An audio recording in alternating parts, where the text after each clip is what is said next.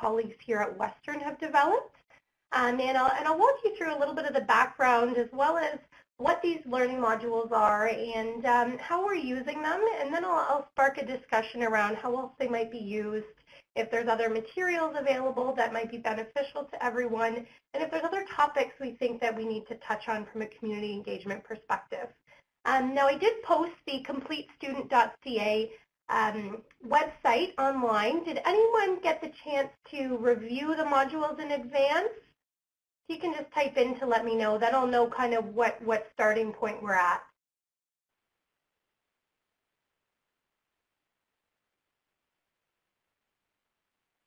Okay, so I'm seeing a couple that weren't able to. No, that's okay.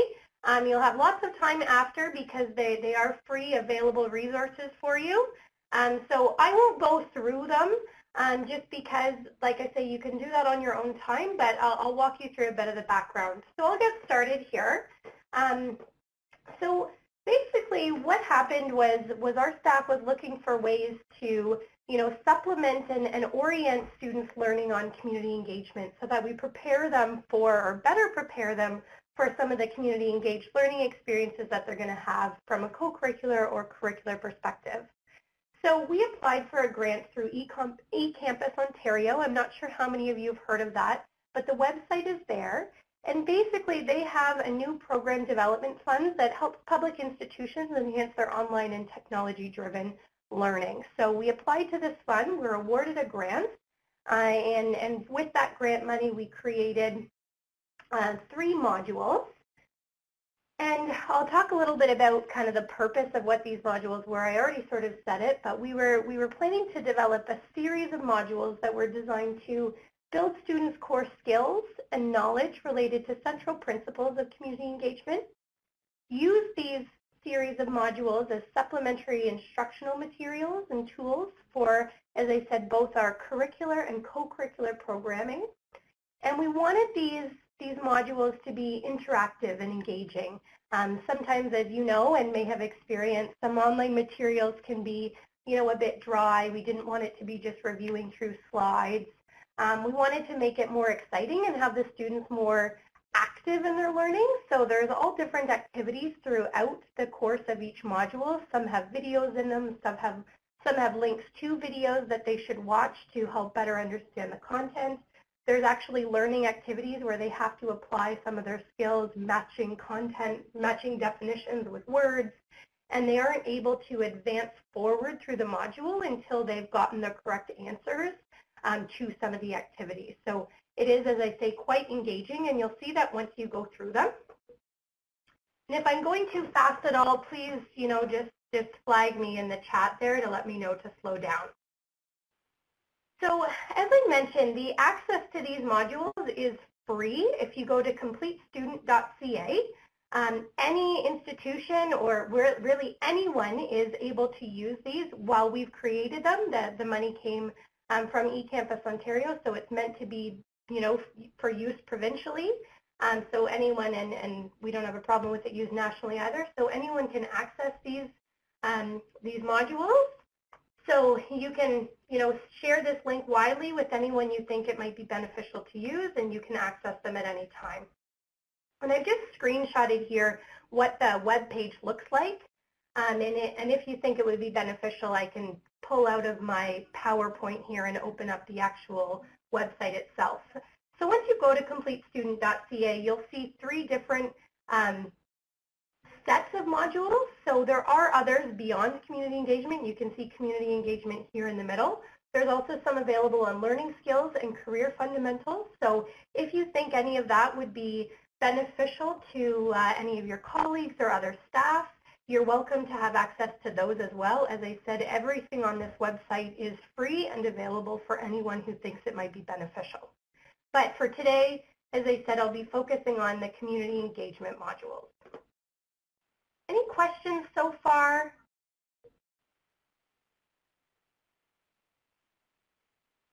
And I encourage you, while I'm talking, to maybe go to the website on your computer, or if you have split screens, you can go to the website because, as I say, these are screenshots right from the website itself.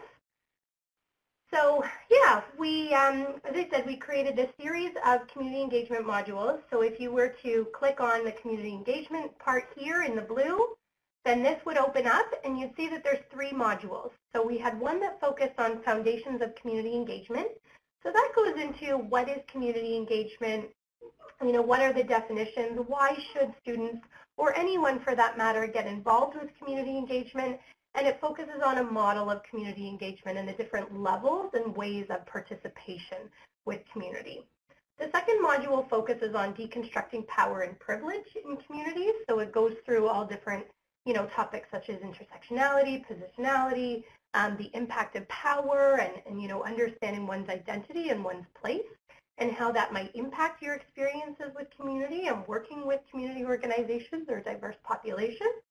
And then the last one focuses on building effective community partnerships. So that goes through some of the basic principles of effective community partnerships, and when you're not exercising one principle, what might be the results or consequences of not exercising that particular principle, and getting into asset-based understandings of community organizations as well. So there's these 3 modules, all focusing on different topics, all, as I said, meant to help orient students to working with community, understanding what it is, understanding themselves and the power and privilege they carry, and then understanding how to build the most effective community partnerships that they can with their community partners. So that's what the 3 of them are focused on.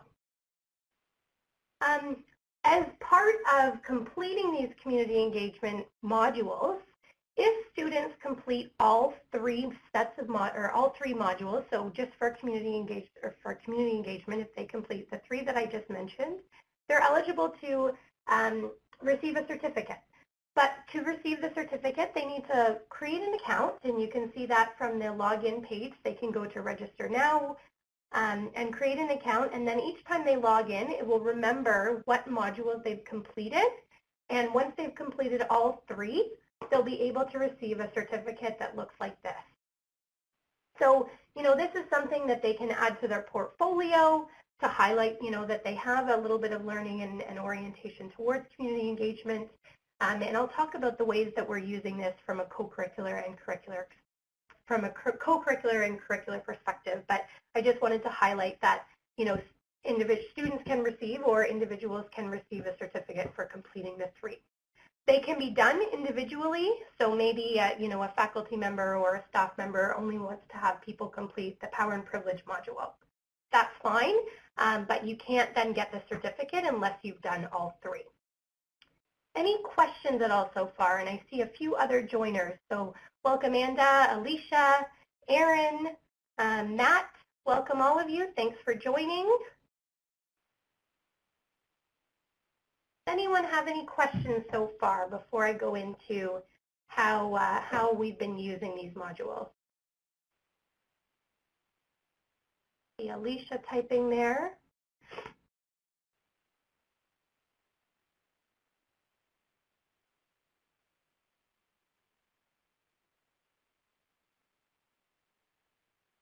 Alicia, that's a great question.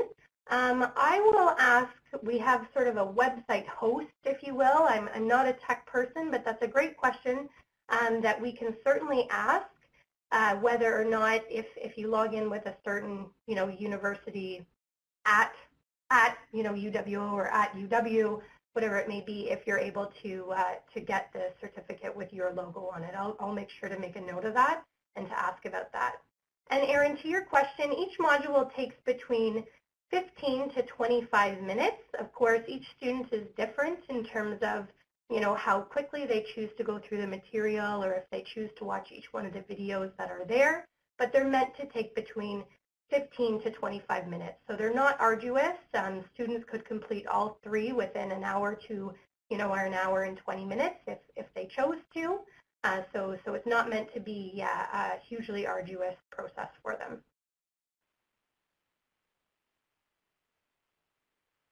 So we created, Jennifer, great question. We had a team of staff that worked on these, and we consulted with other members of our staff, and we had each person assigned to one module. So I did the Foundations of Community Engagement. Another one of our staff did the Deconstructing Power and Privilege, and then another one did the building how to build effective community partnerships.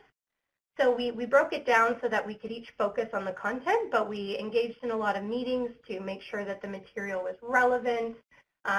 Talk to students. We went through a testing phase to have them go through it, make sure things were working properly, make sure that the content we had was understandable and interesting. So we got feedback along the way from other people that we consulted on staff, outside of staff, and from students as well. I'm just looking here at the rest of the questions.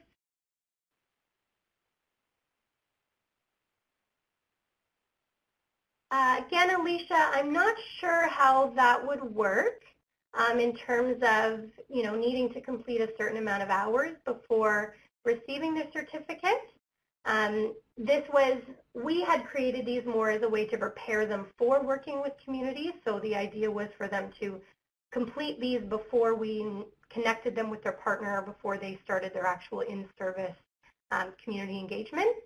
But again, that's something that I could ask if there's a way to tack that on. It might get more complicated through the host website, but it's certainly something I can ask about. Stephanie, did I miss a question there? You had a question mark. Yes, Anurag, the knowledge came from evidence-based literature, so we didn't just come up with this material. We went out, we reviewed all the literature on different topics, and at the end of each module, there is a bibliography of all of our references page of all of the references that we used within each of the modules themselves. So it wasn't just us making up this material. We went out, looked it all up, combined and summarized the information, chose what we thought was most important. And if anyone's ever created things like this, you realize you can only use so much information in an actual online learning module that's 15 minutes. So we took what we thought was most relevant. Okay, so I'm seeing a lot of really great questions. So I see some of the questions leading to how are they advertised? Are these prereqs based on, or prereqs for courses, for course-based experiences? So what I'll do is I'll move on to my next set, and if I haven't addressed any of your questions, I'll try to come back to them. But I'll move on in my slides to discuss how we're using them, because I think that'll answer some of the questions that you've provided so far. So moving on to how are we using these learning modules. So from a course-based perspective, we offer around 50 community engaged learning courses here at Western. So for these courses, we've posted the modules online to their course websites. In some cases, the faculty members have made completion of these modules mandatory, and the students have to upload their certificates to the website, or to the course website in the Dropbox functions. And in other cases, they're optional. As many of you know, we've told faculty that these are available, but from a course-based perspective, it's up to the faculty member or not, or to decide whether or not they want to make this a weighting in terms of the actual grade of their course. And some have decided to make it mandatory and give them a percentage, and others have decided, to just make it optional. But we're finding a lot of students are uptaking them because it does provide them with a certificate that they can that they can promote in their own portfolios, on their resumes and whatnot. So from the curricular perspective, that's how we're using them. We sent them out to all the faculty members that we work with to highlight that they're available. We share them with any staff on our team so that if they see other uses for them from a co-curricular perspective or a curricular perspective, they're using them. Really anywhere we see that it might be a good fit for them to use, we're advertising them, and we're promoting them to students, as I say, through the courses and through, I'll get into the co-curricular uses for them.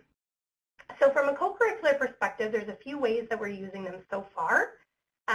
In Alternative Spring Break, as we train students for Alternative Spring Break, when they apply, they actually have to complete these modules as part of the application process. and the questions from the application process or from the applications are actually drawn from the modules. So students will have had to complete the modules and show that they have an understanding of them to complete, you know, a high-end application that will be ranked highly to ensure that they, you know, potentially get the trip of their choice. So it's been built right into the alternative spring break training process. We also have what's called a Western Serves Network, where students can complete on a voluntary basis community projects that maybe didn't fit within the purview of some of our community engaged learning courses. And the team leaders who organize those student groups who work on those community-based projects have been required to complete these modules as well, so that they're oriented to how they you know, are working with community, have an understanding of the impacts that they might have, all those pieces to prepare them for their community engaged learning experience and to help orient the students they're working on the projects with. So that's another use for them. And then one other interesting one, and I don't know if this is happening across any of your campuses, but at Western we're doing a lot of anti-oppression training. And as part of this anti-oppression training, any participants in the anti-oppression training had to complete the Power and Privilege module. And actually that Power and Privilege module has been sort of used as a jumping off point to have the individuals in the train the trainer model create the in-person practice training sessions, so that the content within it, once they completed the module themselves, then they were using that material within the module to create in-person training sessions to train other people on anti-oppression. So those are some of the co-curricular uses that we have right now. So that's from a Western perspective, a brief overview of how we're using them. You might choose to use them in the same way, or you might have other ideas for how you're using them. And I'm just going to take a minute now to try to go through some of the other questions that are listed here. I see one from Stephanie around how are the learning outcomes assessed after the students complete the module. That's an excellent question, and actually it's something that we should be considering more. When you go through the module, you'll see that students can't advance forward through the module unless they complete the activities correctly. So in that sense, the learning outcomes are actually assessed right within the module, because they can't advance until they've shown that they have an understanding of the material and how it applies. So it's sort of built right into it. But it is something to consider after the fact, how else we might be assessing and ensuring that they really are understanding the module and aren't just clicking through and not paying attention and just, you know, clicking until they get the right answers. That's something that we should certainly consider. So I appreciate that question. I can certainly send out these slides. I can share them on the Facebook account and also on the Caucus website, the platform that we have now. And and Megan said that she's recording the webinar and it'll be posted online. And I see Jennifer saying that you're learning about the anti-oppression training as well. So, you know, Jennifer, you may want to take a good look at the Power and Privilege module and the content within it and the activities in there, and think about how it might be used to supplement some of the learning that those students are participating in their training. Or also, you know, as I said, we're using it as a place where students or participants in the anti-oppression training are having to review it beforehand, so that, you know, they're getting a sense of what kind of topics they might be discussing in their sessions, and getting, you know, a start, a taste, or a feeler on what kind of power and privilege content is going to be relevant, what kinds of things they need to start thinking about in some of the training that they'll go through. Anura, great question. We have the anti-oppression training already ongoing. Now, I admit I haven't taken part in it, nor am I the coordinator of the anti-oppression training. So from my understanding, the anti-oppression training was existing before the modules were created, but close to the same time. We sort of started doing that training at Western, and then the modules were created or finished near around the time when they started, and they realized that it was great content and great material, and the staff on campus started to think about how can we be weaving these two pieces together and utilizing them.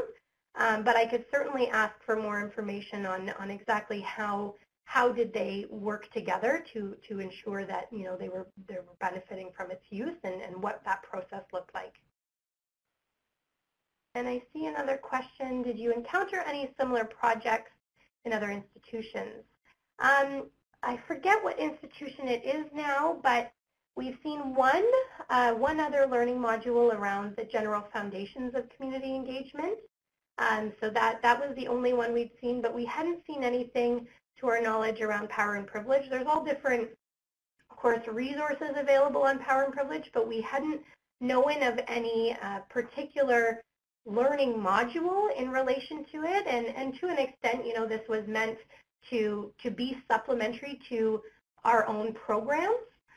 So we created to enhance the learning and orientation of the students we had. So while there's other materials available out there on the various topics of each of the modules, we wanted to create a one-stop shop of a set of modules that really met our needs in terms of orienting the students to participating in community engagement. Jennifer, yes, anyone, as I said, these modules are available and free at the website listed completestudent.ca. So please share these widely with anyone you think they can be useful for. Like I say, we created them to help us orient students and take some of that weight off our hands of in-person sessions and try to get them a bit more active in their own learning. And we want these to be used provincially by anyone who can benefit them. That's the whole idea. That's why that's why I wanted to hold this webinar, to share them with everyone. We're not territorial by any means, and eCampus Ontario wanted these to be used widely. So definitely share them with any colleague that you think they may be beneficial for. And you're right, your question about were they graded? So for the courses where students were expected to complete them from a mandatory perspective, from the weighting, faculty typically bundled it in with participation within the course. So those were weighted from 5 to 10% of their grade, and completion of these modules were lumped in with that weighting, or were lumped in with that 5 or 10% in the curricular stream. The link for the modules, I'll type it here, but it's also in the PowerPoint. But you can reach it. You can reach the modules there. And like I say, while we're chatting now, feel free to go ahead and take a look at them, and you'll be able to see all the different activities. I didn't want to kind of go through them all with you because, as I say, you can't advance forwards unless you've done all the correct answers to things. So any other questions before I move on to the discussion portion of the webinar, or is there any that I missed and didn't answer?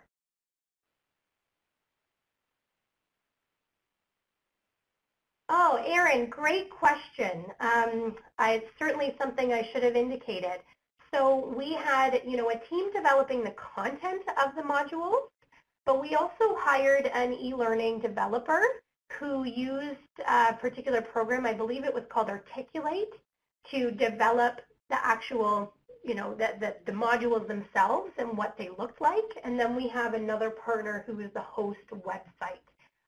How that works, I admit, I'm not sure of, but from the technical side, we did have to hire an e-learning specialist who worked on, highlighting the way the material was shown and what the activities might look like, and they were consulted throughout the process as we developed content and talked about what kind of activities we think would be beneficial for students to apply the learning, what their capabilities were from the e-learning perspective, and what they thought is the best way to communicate content, how much content, what activities would be used. So we did have to hire someone for that. Strength-based campus, orientation leader training. Yeah, all of those uses, the strength-based campus and orientation training, bystander information, intervention. Yeah, this format is a great way to hit a lot of people in a simpler way than, holding all different workshops. And definitely one of my questions actually is about what other topics might be beneficial that we could add to this grouping of modules, or is there a whole other section we should be creating or another institution should be creating? Alicia, I see you have to go. Thanks so much for joining us. And I'll update you on anything else you may have missed. Yeah, Anura, reflection is a great one.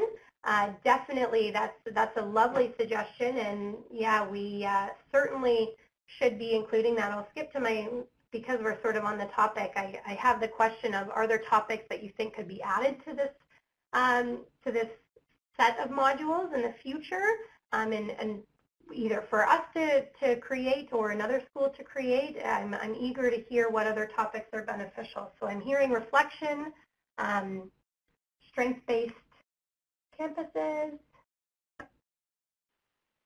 I'm just writing these down.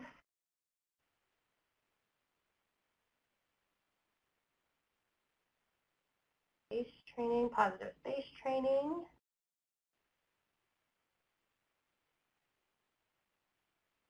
Jennifer, can you say more about positive space training? Are you thinking that would be a whole set of modules, or just one on its own? Self-awareness? Oh, and emotional intelligence. I like that.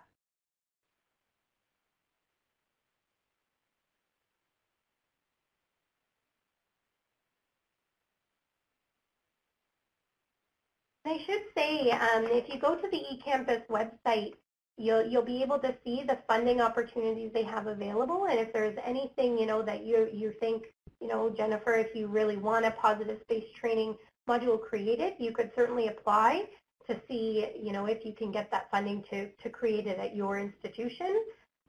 Anyone is open to apply to these. And, different universities have different protocols on who it has to go through to get approval to apply. But certainly I would encourage you to look at the opportunities and promote them to your senior leadership to see if you can get the funding to create them. And I'm seeing that people are interested in collaborating, something strengths-based. I like that. Collaboration is wonderful because it shares the task of taking this on. I will admit it's a huge undertaking, deciding, doing all the research on the content and then coming up with how in 15 minutes do I take all of this content and make it the most relevant and the most valuable for students is really hard. So if you do end up applying and take on a task like this, give yourself a lot of time and expect it to be challenging to decide on the content. But it's great if people are interested in collaborating because two heads are always better than one, and certainly it shares some of the responsibility. Oh, I like that too, a critical look at community-university collaborations. Yeah.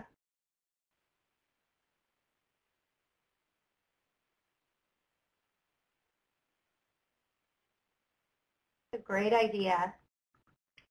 And that could be, that could be a jumping off point to, an extra module created within the section of modules that we have on community engagement, one focusing on community-university collaboration. I wouldn't say that it's specifically covered in the power and privilege module. It probably is generally covered throughout the three, but it wouldn't hurt to have one that focuses specifically on that because of the unique nature of the relationship. Peer support, I love that. Mentorship, yeah, we have a lot of mentorship programs that we have ongoing here. That would be a great topic. Oh, I love this. Guys, we're getting so many different ideas on what else we might be able to do. And I encourage you to take note of the peers here that are indicating, the same needs and do connect after this webinar to look at, the eCampus grants that are available and consider applying collaboratively. I know that they'd certainly, I think that eCampus Ontario would certainly look at that highly if there's multiple institutions collaborating on the same topics. I think that would be highly regarded. Reproductive volunteering, yeah. This is great. I love everyone's thoughts here. Thank you so much.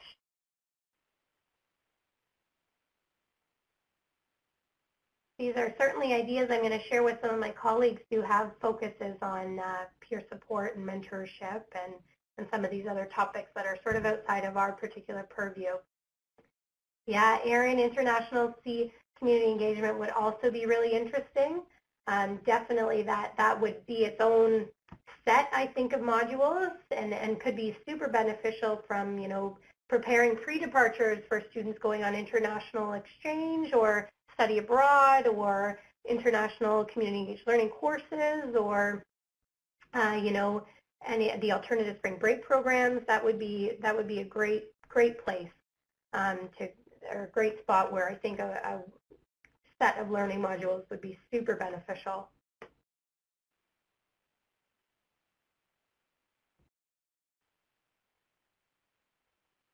Just wait for this last comment from Amanda. And while we're waiting for that, I encourage you to also to think about the next questions I posed here. Obviously, I have only that set. We have so many ideas of what else we might be able to create. But from the three that we have on the foundations of community engagement, power and privilege, and building effective partnerships, where else might these modules be used within your own programming? I mean, sometimes we can get tunnel vision, so I'm curious about how you guys think you might use these and with who, so that we can share those ideas and think about, where else I might be able to use them, where else you might be able to use them, and get ideas from each other about that. Anda, that's a great question. From a technical perspective,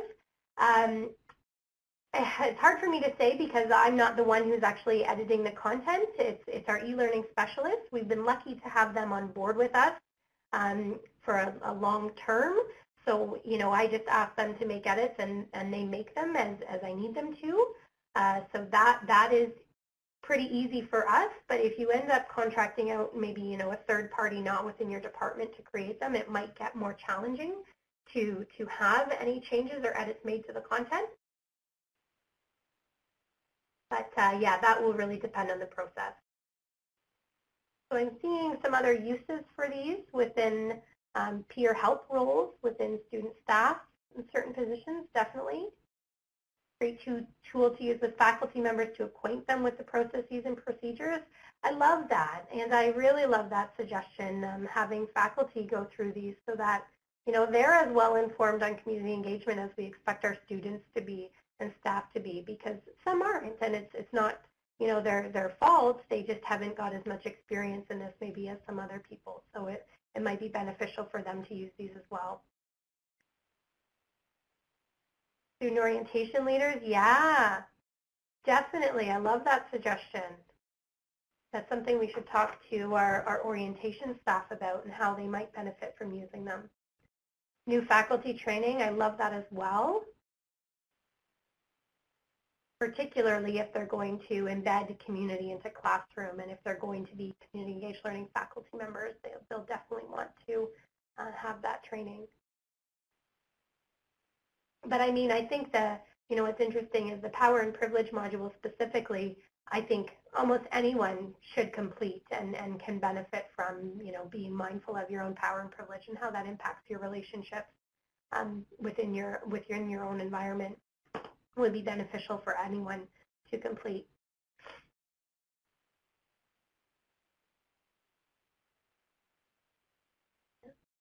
Any other thoughts on where else these modules might be used so we can get ideas from each other? We've got lots on what else we could create modules on and lots of ideas on where we can use these in our own practices.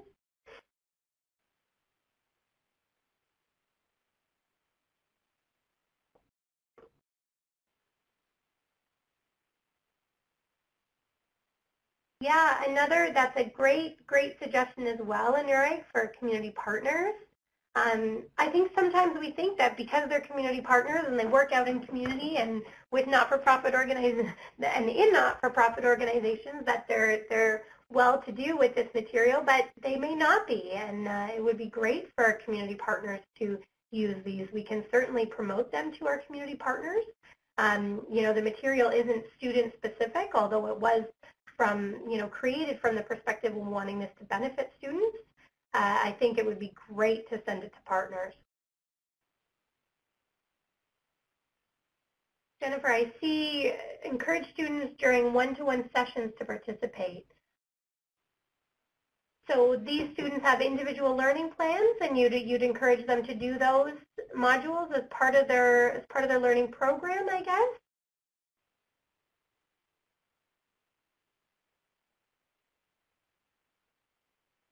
Okay, and Eric, that's good to know. Okay, yeah, Jennifer, that would be great to share it with them and help them, you know, contribute to their learning in that regard. It's definitely something that can be shared, and you know, the certificate, as I said, is a nice way for them to beef up their resumes and highlight that, you know, they have a little bit of experience with community engagement and have shown that initiative.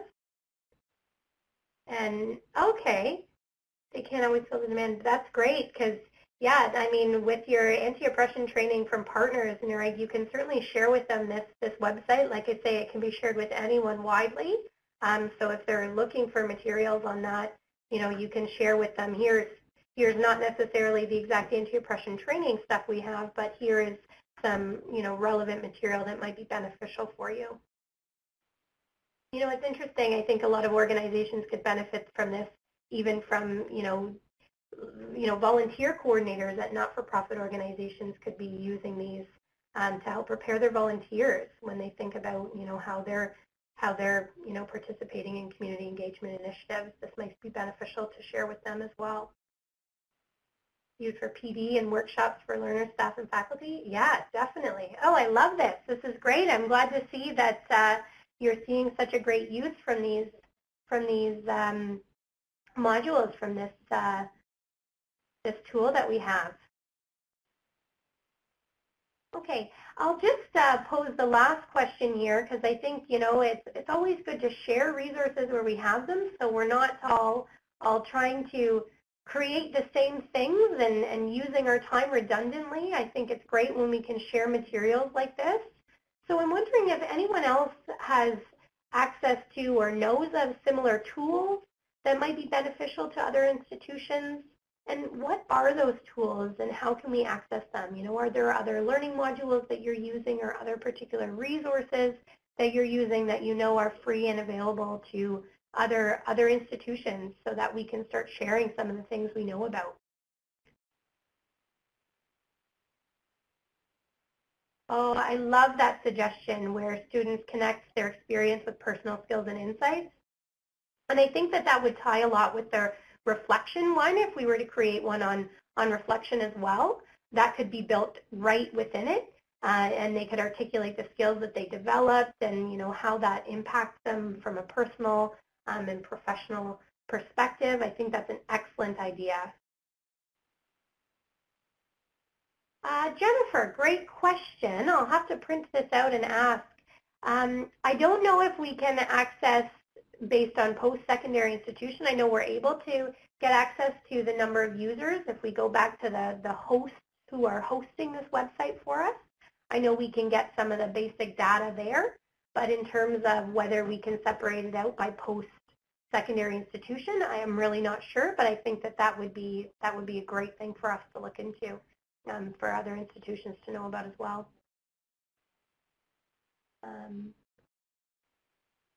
PowerPoint about equity and community engagement.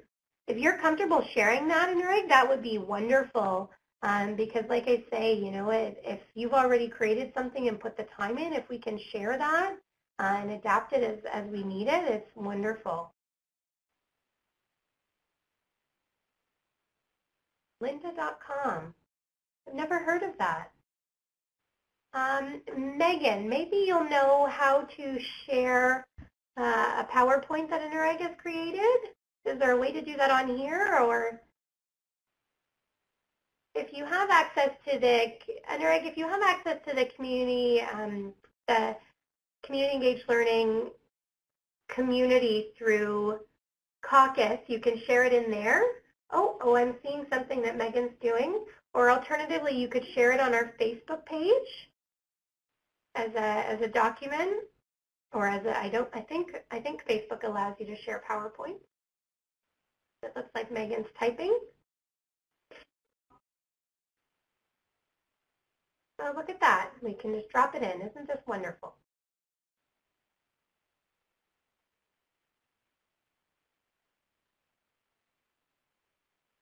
Well, Anurag is sharing that file. Is there anything else that anyone's thought of that, in terms of similar tools that might be beneficial?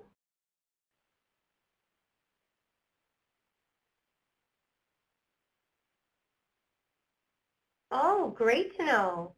That's excellent. Hopefully Niagara will be willing to share those modules as well so that we can all benefit from their usage.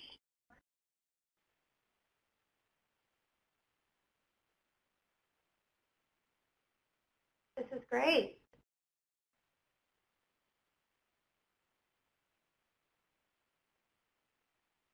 Okay. Thanks for sharing that website. Does anyone have any other questions at all that they'd like to have addressed or any other thoughts?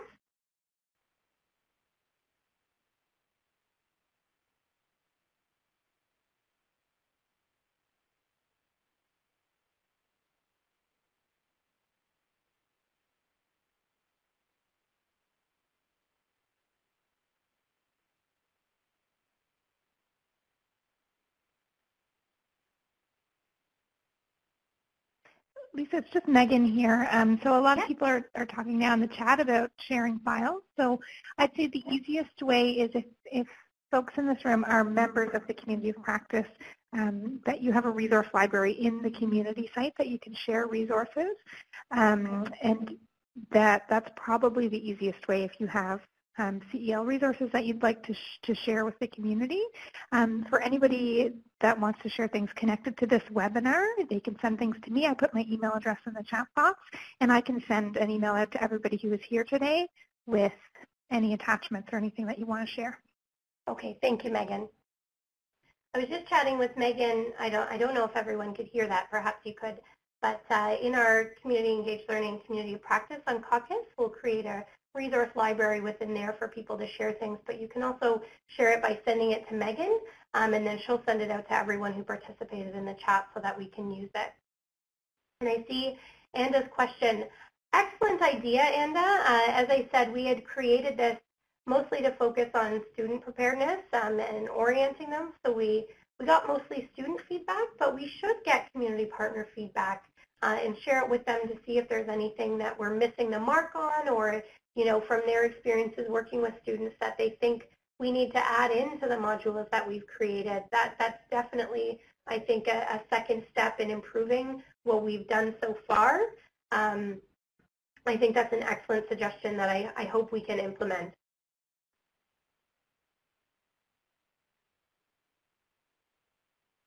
Any other thoughts or questions? And I'm totally okay with ending early, but also staying and being available if anyone else has any other questions or comments that they'd like to make. And if you want me to at all run through the website, through the modules, I can do that as well. But certainly you can do it on your own time as you all have access and can share that access.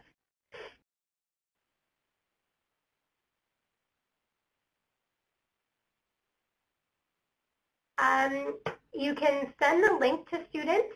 As I mentioned, if they want to get the certificate, they have to create an account, and then that account keeps track of what modules they've created or what modules they've completed, and once all 3 are complete, then they'll receive the certificate.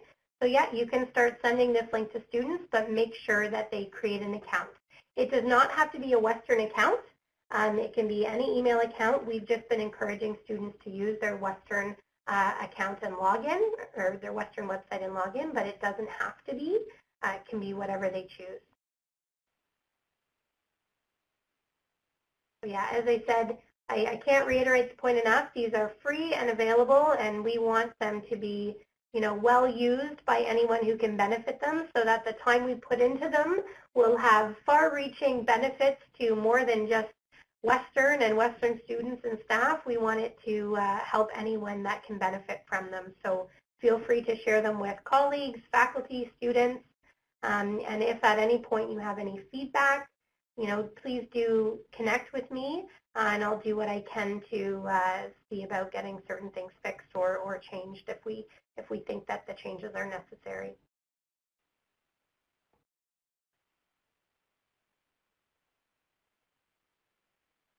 I'm glad you found this beneficial. Thank you all again so much for attending. I hope it's okay. I'm going to end a little early, but we got through all the material. I hope you found the presentation relatively engaging. It's not as exciting as the modules themselves, no doubt. But like I say, I hope you find the modules themselves beneficial and are able to share them with relevant staff and faculty and whoever else you think might benefit. And, you know, give us any feedback you have. We would greatly appreciate that, and we'd certainly love to know how they're being used and in what ways they're being used so that we can get our own ideas and also report back to our senior leaders, you know, the far-reaching benefits of creating these kinds of things. That would be really helpful. So thank you all so much. I really appreciate it, and I'll hang out here still. You're all welcome to log off if you're all done, but if anything else comes up, I'll hang out here if you want to ask any more questions or talk to me. And I'll also type in my email here so that you can connect with me by email. And my phone number is, I'll put my phone number in as well so that you can connect with me separately if you so choose.